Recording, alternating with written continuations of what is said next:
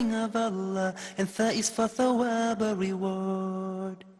Ja is for Jannah, the garden of paradise. Ha is for Hajj, the blessed pilgrimage. Kha is for Khatam, the seal of the prophethood given to the Prophet Muhammad sallallahu alayhi wa sallam. بسم الله الرحمن الرحيم. الحمد لله رب العالمين، وصلى الله وسلم وبارك على المبعوث رحمة للعالمين نبينا محمد وعلى آله وصحبه ومن اهتدى بهديه واستنى بسنته إلى يوم الدين. أما بعد. Dear brothers and sisters in Islam, Assalamu alaikum wa rahmatullahi wa barakatuh, and welcome to this new episode of Ask Huda, coming to you live from Jeddah, Saudi Arabia. The numbers will be displayed at the bottom of your screens, so if you have any questions, feel free to call.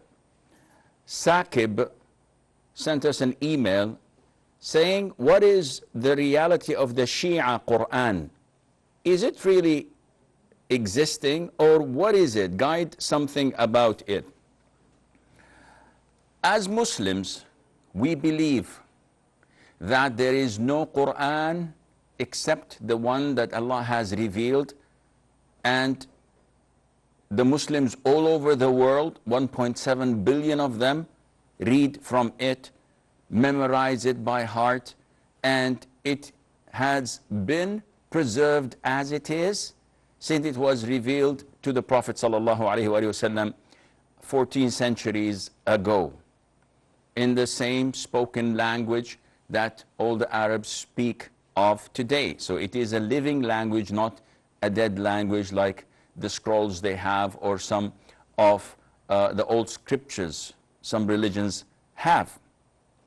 Now, having said that, we tend to hear a lot of talk about Shia with all their different factions, have them be the Ithna Ashar, the 12, or the Imamiyah, or the Ja'fariyah, or even the far to the left or right or whatever, of Ismailiyah, of Qadianiyah, Ahmadiyya, Baha'iyya, all of these different cults and sects that are not part of the mainstream Islam. They claim that they have their own Quran, and they call it Mus'haf Fatima. And some of them, of their scholars, who they praise and look up to, even compiled a book known as فصل الخطاب في إثبات تحريف كتاب رب الأرباب, which means that the decider in proving that the Quran of Allah Azza wa Jal has been tampered with. And these Rafida Shia looked up to this person, their scholar, to the extent that they honored him by burying him in An-Najaf. So his idea was that the Quran which we Muslims recite is not the actual real Quran. And there are many verses, many surahs that have been dropped out of it. They even mention this in Al-Kafi, which is the most authentic hadith book to them, that has nothing authentic in it at all to us, where Abu Abdullah, Salatullah alayhi, as they say, said, when he was asked about the Quran, he said that the Quran of Fatima, or Mus'haf Fatima, is 3 times bigger than the one you are reading, Muslims, and the one you're reading, there is not a single letter of it in our Mus'haf, meaning that what we hold as Muslims and know as Quran, it is totally fabricated to them. Now, this is blatant kufr. Even if they say La ilaha illallah Muhammad Rasulullah, if they doubt the Quran, they are blatant kafir. They do not relate to Islam at all. So they have one of two choices. Either to say, no, these narrations are false and we don't believe in them, which means you're undermining their foundations of their religion, because Al-Kafi is the most prominent book in their religion. Or they say, yes, we agree with it, but then they are kafir. Allah Azza wa Jal mentioned in Surah Al-Hijr that we have revealed, we had sent down the Quran and we will be its guardians. Allah Azza wa Jal will be the protector of the Quran. Now, one says, okay, this cult, this sect, the Shia, they are respected in Islam and they're part of Islam. Akhi, Allah mentioned in chapter 5, verse number 3. Look it up. It's in the Quran. What else do you want to believe in if you do not believe in the Quran? Allah says clearly, this is the day that I have perfected your religion and completed my favor upon you and accepted Islam to be your religion. Now, if Allah Azza wa Jal completed or perfected the religion at the time of the Prophet ﷺ, and by the way, this ayah 5:3 was revealed in a holy day. The Jews came to Umar, may Allah be pleased with him, and said to him, this ayah in your book, had it been revealed to us, the Jews, we would have taken that day a day of feast and celebration. And they recited this ayah to him. And he said, by the grace of Allah, it was revealed on or in Arafat on the eve of a Friday, which is a Eid for us. So it is a Eid for the Muslims. So Allah has perfected His religion, completed His favor. Was the Shia there then when this had happened? No. Were the Sufis there when this happened? No. Were the different sects and cults there when this happened? The answer is no. Who was there? There was only the Prophet ﷺ and his honorable companions, may Allah be pleased with them. So if you are a Muslim, you have no other choice but to follow the footsteps of the Prophet ﷺ and his companions. And this is known as the way of the Salaf, of the righteous predecessors, whom the Prophet himself ﷺ said to us, the best of generations is my generation, and the generation that follows them, and the generation that follows them, which is the generation of the Prophet and the companions, then the generation of the tabi'een, the followers of the companions, then the generation of tabi'in, the followers of the companions. These are our righteous predecessors. We follow their footsteps. We follow their understanding to the Quran and to the Sunnah. Brother Saqib, ask yourself, are these Rafida Shia part of this beautiful synchronized way of looking at Islam? The answer is no. They are not related to Islam. They're not related to the Prophet ﷺ. Neither their Hajj, nor their prayer times. They pray 3 times when we pray 5. Nor their Ramadan when they fast and break their fast. Not even their marriages. They have like dating marriages. They don't even have the same Quran. So what are you talking about?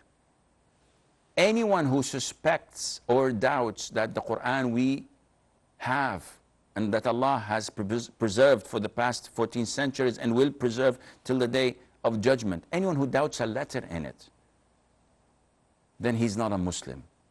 So what do we say about someone who says that there is another Quran, like they say? Definitely this is out of the loop of Islam. Muhammad from Saudi Arabia, I apologize for keeping you waiting. Assalamu alaikum, Sheikh. Salam wa rahmatullah. How are you, Sheikh? I'm fine, Jazakallah khair. I have 2 questions, Sheikh. Yes. Is wearing mask and ihram allowed? And second question is, what's the relationship between eating camel's meat and the breaking of wudu? Okay. Okay. Any more Jazakumullah. questions? Yeah, thank you so much. You're Jazakumullah. welcome. Okay, Brother Muhammad says, is wearing the face mask in ihram allowed? It's an issue of dispute, and for a Muslim male, there is nothing wrong in covering his face, because what is prohibited for him to do is to cover his head. Therefore, if a male goes there and he wears the face mask for a legitimate reason, which is afraid of any epidemics, diseases, etc., in this case, inshallah, he is in the clear. When it comes to women, it's an issue of dispute, because a woman in ihram is not allowed to wear a niqab. And a niqab is a face veil that has an opening for the eyes. So it's like the Zuru mask, as they call it, or the ninja mask. Why is that? Because this is resembling wearing a man of a t-shirt or trousers. It is doing this to the face. So the scholars said that the Prophet prohibited a woman in the state of ihram to wear the niqab and to wear the gloves. Therefore, if she wears this face mask, this would resemble it. Some scholars say that this is not an appropriate face mask, and hence it would not, let me rephrase that. They said that it is not an appropriate niqab, and it was worn for a reason. So this is okay. Others say, even if it was not worn to cover the face, yet it holds the same exact duty and function of a niqab. And therefore, the safest for a female who is in need to wear this is to wear a face mask. There's no problem in that, but she has to expiate what is known as kafaratul adha. She has the choice between either feeding 6 poor people in the haram area, or fasting 3 days, or slaughtering a sheep. Any of these 3 would be sufficient, insha'Allah. Dr. Faisal from Saudi. Assalamu alaikum, Sheikh. Salam rahmatullah. How are you, Sheikh? I'm fine, Jazakallah khair for asking. Sheikh, I have 3-4 questions today. Okay. First question is it permissible to pay 2 rakats before Maghrib, like if I come to the mosque before the adhan of Maghrib? Before the adhan? Yeah, before the adhan. So I have seen people coming in, they pray the 2 rakats for Salatul, what you call it, Masjid or whatever. So Okay. is it permissible to pray it or not? Okay. My second question is how sinful it is to delay the prayers. Because telling you honestly, Allah subhanahu wa ta'ala knows that sometimes I delay prayers, I am tired, or I say after 1 hour I will pray the prayer or something like that. How sinful is it? Okay. My third question is why dunya is very easy and like Akhira or Islam is a bit tough. In a sense, if I tell my daughters to pray, it takes 2 or 3 times to have a shout and then come pray, it's a prayer time. But if nowadays, even it's applicable for me also, if you have to watch TV or iPad or YouTube, you do it in a second. Why is it that, Sheikh? I want to, why Okay. it is difficult to. And my last question is, in our office we have, because I was listening from the start of the program, in our office we have a friend, I will call him a friend, he's a Shia, he's a local person. Sometimes he leads the prayers. We don't go, we are lazy enough to go to the mosque. So he leads the prayers. Is it permissible to pray after? Okay. Jazakallah khair. وجزاكم حياك الله. Brother Muhammad from Saudi. Hi, Assalamu alaikum, Sheikh. How are you? I'm fine. Alaikum salam. Sheikh, I have a question. I seen that there is a trading called in the online. It's a binary trading in which if you trade, immediately, say example, if I trade Saudi Riyal in the dollar, immediately on the spot we will get, the money in our account. I mean, if it is up and down like that, we will get immediately. So I just wonder, how is that feasibility, whether it is allowed, this binary trading. It is not like the normal forex trading where you have to wait for next day, but here in the money transaction you will get immediately. So I just want to know whether it is allowed or not, Sheikh. Where will you get the money? In which account? In my own account. Say I have to register with my account, so if I am trading, it will get into my account. In your account in your local bank here? Yeah. So this means that if I'm working online and I sell $1,000 for 4,000 riyals, immediately I will get an SMS from my bank account saying that you have been credited 4,000 riyals. Yes, yes. But the thing is, Sheikh, my account is actually in the UK bank account, so the money is getting there. I am trading that money there. And this money account is not related to the company you're dealing with? No. It's only my own account. I am trading. Okay. I will answer you, inshallah. Okay. Thank you, Sheikh. Assalamu alaikum. Alaikum salam. Muhammad from Saudi Arabia, he says, what's the reason that when eating camel's meat, this nullifies our ablution, our wudu? This is an issue of dispute among scholars. The majority of scholars say that this does not affect your wudu. Only Imam Ahmad, may Allah have mercy on his soul and on the soul of all of our great imams and scholars, only Imam Ahmad say that it nullifies wudu. And there's a dispute. And as Muslims, whenever there is a dispute between scholars, we do not look who has the biggest bicep or who has the majority backing him up. This is not the way that it goes in Islam. It's not per se a democracy. So the more you vote, the results are clearer. No, Allah says that if you dispute, refer it back to to Allah and to His Messenger, to the Quran and to the Sunnah. So now, the majority of scholars say it doesn't affect your wudu. Imam Ahmad, come please. Where did you get this ruling from? He said, okay, there is a hadith. Okay, if there's a hadith, we have to look into its authenticity. Scholars of hadith, is this hadith authentic? They said, of course it is. It is in Sahih Muslim. Whoa, Bukhari and Muslim, we cannot play with that, because they are the highest in authenticity in our literature, in our Islamic references. So what does the hadith say? The hadith clearly states that a man came to the Prophet ﷺ asking, if we eat mutton meat, the meat of a sheep, do we perform wudu? The Prophet said, if you wish. So he was asked again in the same incident, okay, what about if we eat camel's meat? Do we perform wudu? He said, yes. So the first one, he gave you the choice. If you wish, yeah, no problem. But in the second one, when he was asked about camel's meat, his answer was decisive. Yes. So what's the reason? We were not given the reason in the Quran and the Sunnah. And therefore, this what differs or differentiates us from others. We are believers. Allah tells us to do something, we say we comply. No questions asked. Why is Fajr 2 rak'ahs, Maghrib 3 rak'ahs, Asr, Dhuhr, Asr, Isha 4? Why aren't they the same? No questions asked. You have to do as you're told. Sami'na wa ata'na. So likewise, this is the approach of those who follow the footsteps of the Prophet ﷺ. They don't go out of the straight path. This is the path that the Prophet ﷺ walked. We walk before him.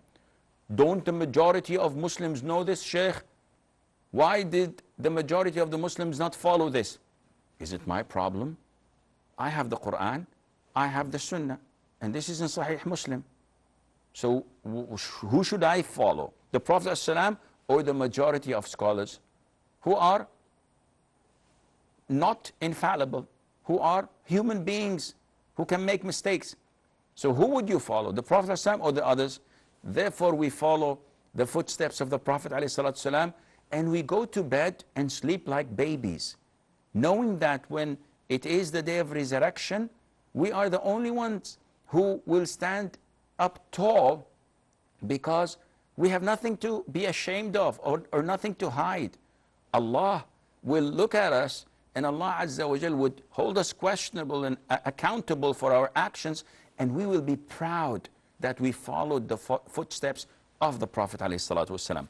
Muhammad again from Saudi Arabia, and this is a third Muhammad.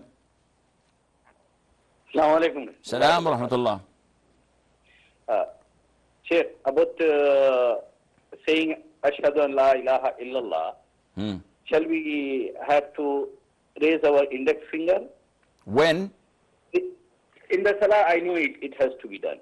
But some people, like after doing wudu or any time, Salah time also, they will raise the index finger. Is it correct or is it not? Okay. My second question is there.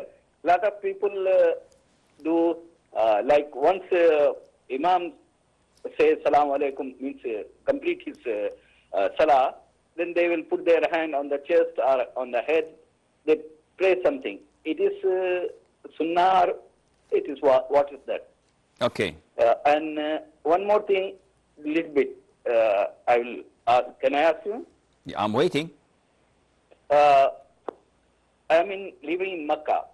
So a lot of Hajis will come from a different part. And sometime they are doing something, and shall I remind them then and there self? Because next moment they will be gone. Do something like what? Especially praying sujood, they will put their complete hand. Okay. And second thing, like when Imams complete his Salah, Salaam Alaikum, Salaam Alaikum, then they immediately raise and start doing Sunnah. Okay. So shall I remind them something or just leave them as it is? Okay. Salaam Alaikum. Alaikum assalam wa rahmatullahi wa barakatuh. We have a short break. Stay tuned, and inshallah, we'll be right back.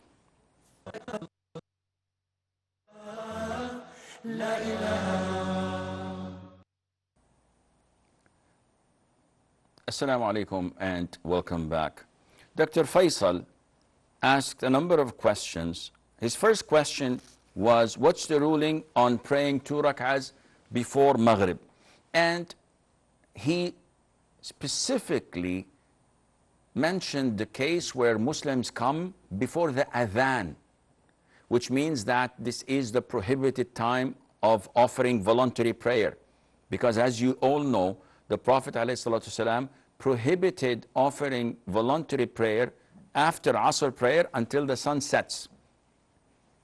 And if the adhan has not been called, then the sun did not set yet. So he says that people come in and they offer 2 rak'ahs. What's the ruling on that? These 2 rak'ahs are known as Tahiyyatul Masjid. And there is another hadith where the Prophet said, ﷺ, when any one of you comes to the masjid, he must not sit down until he prays 2 rak'ahs. So this hadith tells us, regardless of the time, whenever you enter a masjid, you have to pray 2 rak'ahs. And the first hadith tells us, you must not perform voluntary prayers after Asr until the sun sets. So what to do? I came like 10 minutes before the sunset, and I'm in the masjid. Should I sit down? Then I would be going against the hadith of the Prophet not to sit until to pray, alayhi salam.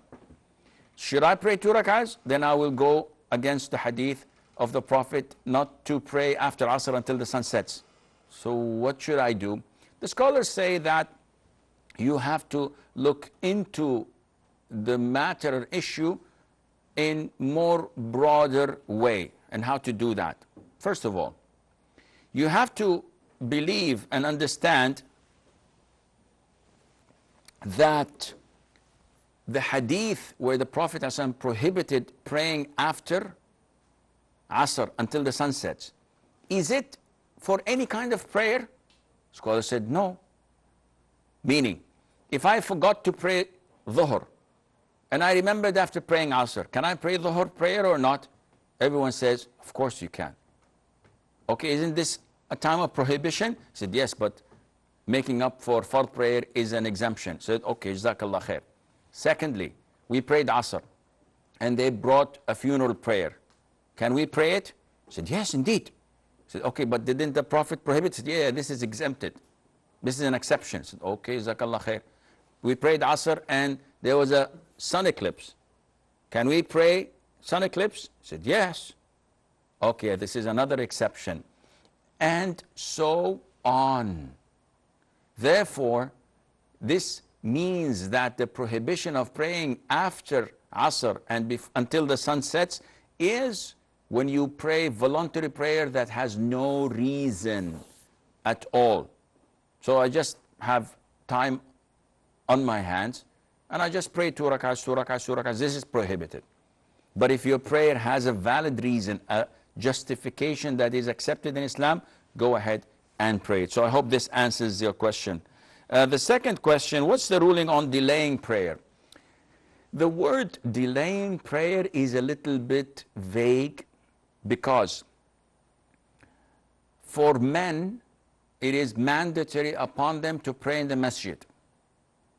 The Prophet told the blind man, and the hadith is in Sahih Muslim and elsewhere, do you hear the adhan? The blind man says, yes. He said, you have to respond. There is no excuse for you, none whatsoever. So men have to pray in the masjid. If they skip praying in the masjid for a legitimate reason, then they're not sinful.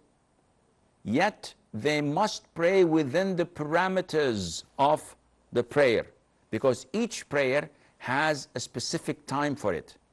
Allah says, إِنَّ الصَّلَاةَ كَانَتْ عَلَى الْمُؤْمِنِينَ كِتَابًا مَوْقُوتًا. Verily that prayer has been prescribed for the believers at specific timings. So Fajr, when the break of dawn is seen and observed, begins, and it ends when the sun begins to rise. If you delay it 15 minutes before the sun rises, 10 minutes before the sun rises, if you complete your prayer before the sun rises, such a delay is makruh, but your prayer is valid. If you delay it until the sun begins to rise, then you're sinful and your prayer is invalid. Likewise with dhuhr. Dhuhr, you can, from the adhan until just before the adhan of Asr, of the majority of Muslims, not of the Hanafis.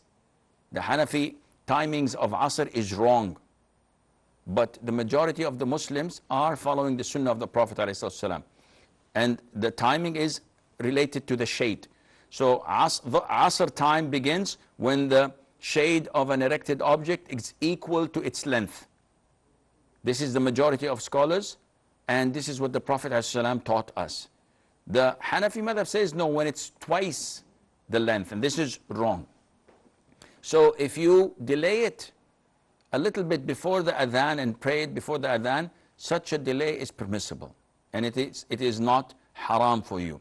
And you go on with the other prayers of time. But if you pray it after the time of the prayer due was over, then you are sinful, and it is a major sin. It's not something to be taken lightly. It is a major sin. It causes the heart to be hardened, and it might be sealed because of such negligence of prayer. Third question, he says, why is this dunya, this life we live in, is so easy, so glamorous, while working for the hereafter, working for paradise is difficult? Because this is your test. Allah Azza wa Jal has created us and is testing us. Those who pass the test would go to paradise. Those who fail would go to hell. When you were at med school, you had exams, you had subjects that were difficult, yet you studied hard in order to graduate. But on the other hand, there were boys going to clubs, partying, having fun, going for picnics, playing sports, doing all what they want to do, feeling easy, not caring about tomorrow, caring only about today. Look where they are and look where you are. Likewise with this deen of ours. The Prophet says, alayhi salatu wasalam, ad-dunya sijnul mu'min. This dunya we live in is the prison of a believer. And this dunya is the paradise of a disbeliever. It's a prison for us because there are so many things that we want to do, but we're restricted from doing it. It's haram. Is enjoying it full time, has no problem with anything at all. So this is your test, akhi, and seldom those who may pass it. May Allah Azza wa Jal make it easy for us. Muhammad from Nigeria. Ya Muhammad. Good afternoon. Good afternoon, akhi. Assalamu alaikum. Salam wa rahmatullah wa barakatuh. Okay. I have a question regarding water.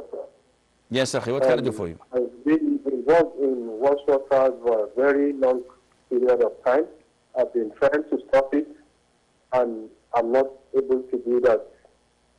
I'm not even, when I try to do anything regarding worshiping Allah, either prayers or perform any askar or nafla or anything, I find it very difficult. Sometimes it takes me almost 30 minutes to complete ablution and prayer. So I find it very hard and difficult to perform part of all the worship forms I need to do. And the worship So your problem is with ablution, Muhammad? not only ablution, everything. Okay. Almost everything. Yeah. Okay, I will answer you, inshallah. Okay.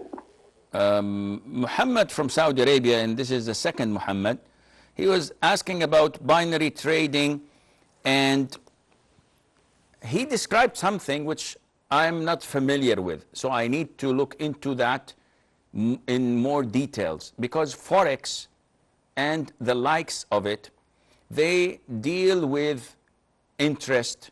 There are so many things that go against Sharia. So they buy and sell by the margin. They get loans more than what they have. And these are interest loans just to encourage them to trade. And they eventually lose everything. And they have to pay, they face a lot of losses. There are a lot of speculations that they gamble. So they think that in a week time, this share should be this much. If not, then they lose. If yes, then they gain. This is all gambling stuff. However, the main principles in trading with gold, silver, and monetary currencies, these three things, the most important thing in them is that they are done simultaneously, hand in hand.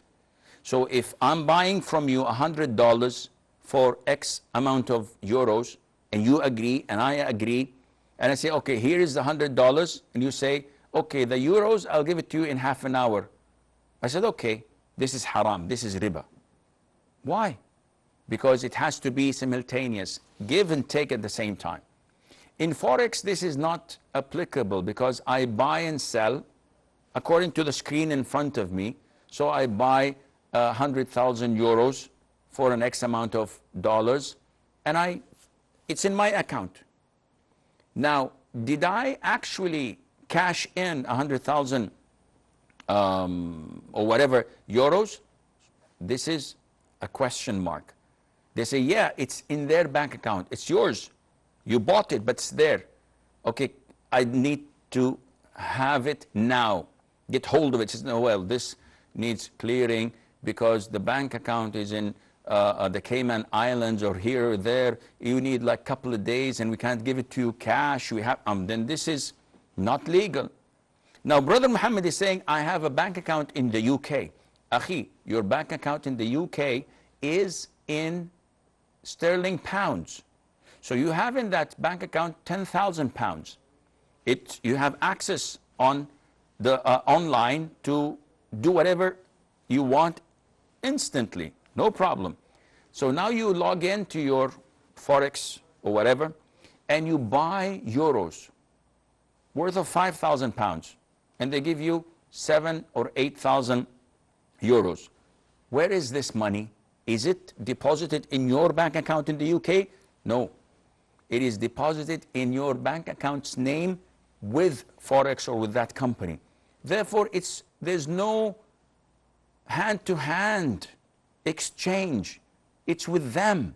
And this makes it prohibited. If, and this is a big if you have a portfolio of yours, if you have a bank account in the same, let's say, Barclays banks, or HSBC in UK, in sterling pounds and in euros, and in between them, the exchange is simultaneous, on the spot, in this case, yes. But the problem is that you're giving and receiving only in your sterling pound account. But whatever you buy and sell is there with their account, which you cannot get hold of. And I believe that this is not permissible. Now, if there are any other more clarifications you can give to me, I'd appreciate if you send me an email. Muhammad from Saudi Arabia, he says, what's the ruling on raising the index finger in tashahhud when we say ashhadu an la ilaha illallah? Raising the finger is part of the sunnah of the prayer. So when I'm sitting in the tashahhud and I say at-tahiyyatu lillahi was-salawatu wat-tayyibat, this is one of the ways of the sunnah, I touch with my middle finger my thumb, and I fold the other two fingers and I point like this my index finger. I don't bend it, it's like this, and I say at-tahiyyatu lillahi was-salawatu wat-tayyibat, assalamu alayka ayyuha an-nabiyyu wa rahmatullahi wa barakatuh, assalamu alayna wa ala ibadillahi as-salihin, ashhadu an la ilaha illallah wa ashhadu anna muhammadan abduhu wa rasuluh. I do not do as a lot of the Muslims, they put their hands like this. When they come to the shahada, Assalamu alayna wa ala ibadillahi as-salihin, ashhadu an la ilaha illallah wa ashhadu anna muhammadan abduhu rasuluh. And some say, ashhadu an la ilaha illallah wa ashhadu anna muhammadan abduhu rasuluh. This is not found in the sunnah at all. Hadith of Wa'il ibn Hujr, may Allah be pleased with him, said that whenever the Prophet ﷺ sat for tashahhud, he used to point out his index finger, moving it, supplicating with it. That's it. Not going up and down, not going in circles like some people do, not keeping it down only for the shahada, keeping it straight and moving it in its place. Some people do otherwise. Some people, whenever they are sitting and someone said, ashhadu an la ilaha, this is an innovation. Some of the brothers, while in prayer, if the imam says, Allahu alladhi la ilaha, and he says like this, and he keeps on, what are you doing, akhi? Are you turning right, turning left? What is this? So all of this is an innovation and not part of the sunnah. Zubairo from Nigeria. Hello? Yes, Zubairo. Assalamu alaikum, Shaykh. Salam wa rahmatullah. Yeah, I'm calling from Abuja, Nigeria. Yes, akhi, what can I do for you? I just want to ask, could you shed more light on Maulid Nabi that people celebrate as Prophet's birthday? Okay. Any more questions? The second question I'd like to ask is if you could shed more light on, is it prohibited or acceptable? Okay. Any more questions other than the Maulid? Yes, is mortgage allowed? Mortgage, okay. Mortgage. Any more question?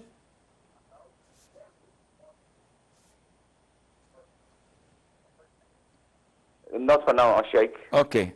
Jazakallah khair. Brother Muhammad from Saudi Arabia, he says that we often notice some of the brothers, and I do notice this, and we've talked about this so many times, after the Imam says, Assalamu alaikum wa rahmatullah, Assalamu alaikum wa rahmatullah, some of the brothers immediately after Salam does this.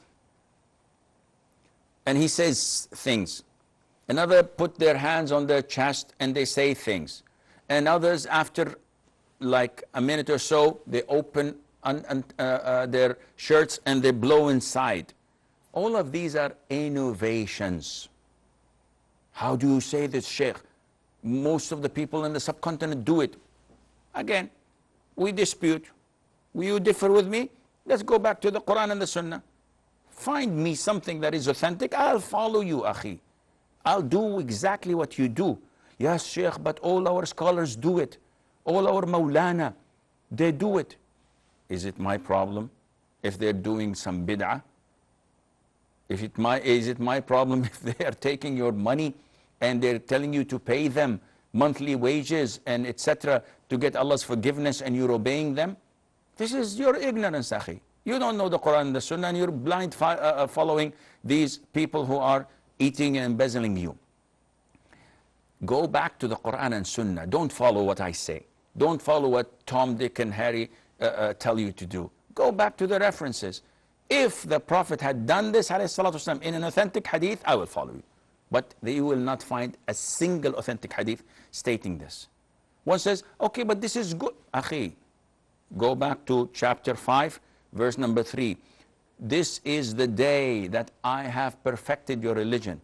Allah perfected the religion. The religion is over. You cannot innovate. You cannot insert something and say, yeah, but this looks nice. No, it doesn't. Because you are claiming that you know more than the Prophet ﷺ. Why didn't the Prophet do it? Allahumma salli wa sallim alayhi. So do you know more than him? Why didn't the companions do it? Do you know more than them? Akhi, hold your grounds, man. Follow the Quran and the Sunnah, nothing else. Don't follow these people who do not relate you to the Quran and Sunnah, but rather they relate you to, Simon says, you have to do this. They make a fool out of you. And Muhammad's third question, which is, if I see someone, whether a Hajji or any other person, doing a sin or doing a mistake, is it an obligation upon me to correct him? Akhi, let me ask you this. If you just came out of the bank and you cashed your paycheck, and it's the beginning of the new month, you have to pay the rent, you have to buy groceries, you have to pay your installments for the car, etc. And as you left the bank, you dropped unintentionally your wallet. How would you feel if people looked at you and did not bring that to your attention and let you go and leave and someone else took your wallet? How would you feel? Wouldn't you feel angered of them? Why didn't they tell me? Why didn't they bring this to my attention? The same thing goes when I do a mistake, or I do a sin, or I prostrate on my full arms, which the Prophet ﷺ said that this is the way that a dog prostrates and it's haram. And you see someone do this, and you say, I'm hesitant to tell him. You know that you're not gonna see him after this prayer. He's gonna leave. You don't know him. He's no one to you. Wouldn't it be a little bit more friendly to say, Akhi, I love you for the sake of Allah, you're my brother, you're a Muslim? The Prophet prohibited us from praying like this. If you saw someone doing another mistake, you correct him. You advise him in a very gentle way. Wouldn't this be a lot of reward for you on your scale of good deeds on the Day of Judgment? Definitely it would. But wouldn't it be a sin if you keep on neglecting, enforcing virtue and preventing vice? It definitely is. This is the virtue of our ummah, that we tell people, we advise them, we try our level best to bring good into their life and to save them from hellfire. Muhammad from Nigeria, he has problems, and these problems cannot be addressed now. He's got problems whenever he makes dhikr, prayer, fasting, ablution, everything he does, he's got problems. Now, this is something you have to solve yourself, Brother Muhammad. by seeking Allah's help, by depending only on Allah, trusting only Allah, relying only on Allah the Almighty. No one on earth can help you except Him. So you have to supplicate, humiliate yourself, show your humbleness to Allah Azza wa Jal, and your poverty. You have to express that to Him, that I need you, O Allah, in my life. Secondly, you have to take the first step forward. You have to move on. You can convince yourself from here till day of judgment that I'm worth nothing, I can't do anything, I'm helpless, I'm unable to do dhikr, I'm unable to pray, I'm unable, every time I do. You keep on convincing yourself and you will believe it. But if you seek Allah's help and you convince yourself that you can fly, you will not be able to fly, but at least you'll move on. See, you have to motivate yourself while trusting and depending on Allah Azza wa Jal. You have to put up a fight, because shaitan is playing with you like children play with a football. He's tossing you right, left, and center. You have to stand firm and say, this is it. Khalas, no more. I'm not going to listen to him. I want to pray, but he's making me feel difficult to pray. I cannot go. No, you force yourself. Cast all these whispers away. Say, A'udhu billahi minash shaitanir rajim. Make wudu. Yes, but I'm doubtful that my wudu is not correct. Cast these doubts away. My wudu is correct. Convince yourself. Go and pray. The more you fight it, the more he increases the difficulty until you reach a level where he believes that this is not feasible anymore. That you are so much with Allah Azza wa Jal that your iman has reached the ceiling. So he retires for a while, for a month or two, 6, 7, a year or two, until you go back to normal, then he attacks you again. So it's a continuous fight. You have to put a fight to it, and may Allah Azza wa Jal help you. Zabiro from Nigeria had 2 questions. The first question about the Mawlid of the Prophet alayhi salatu wasalam. You know the Mawlid. Mawlid is the time where people celebrate the birthday of the Prophet alayhi salatu wasalam. And they claim that it was on the 12th of Rabi' al-Awwal. And this is not true. What all the Muslims agree upon is that the day of his death, sallallahu alaihi wasallam, was on the 12th of Rabi' al-Awwal. And many Muslims don't know that, by the way. They're so joyful and happy to celebrate the 12th of Rabi' al-Awwal, not knowing that the Prophet actually died on that day.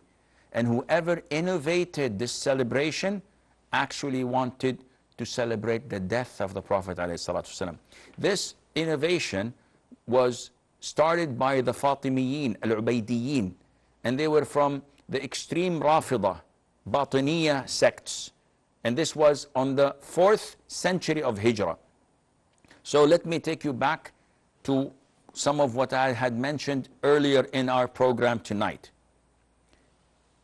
Chapter 5, verse 3. اليوم أكملت لكم دينكم. Today this is the day I have perfected your religion and completed my favor upon you. A question. Did the Prophet celebrate his birthday alayhi salam? No.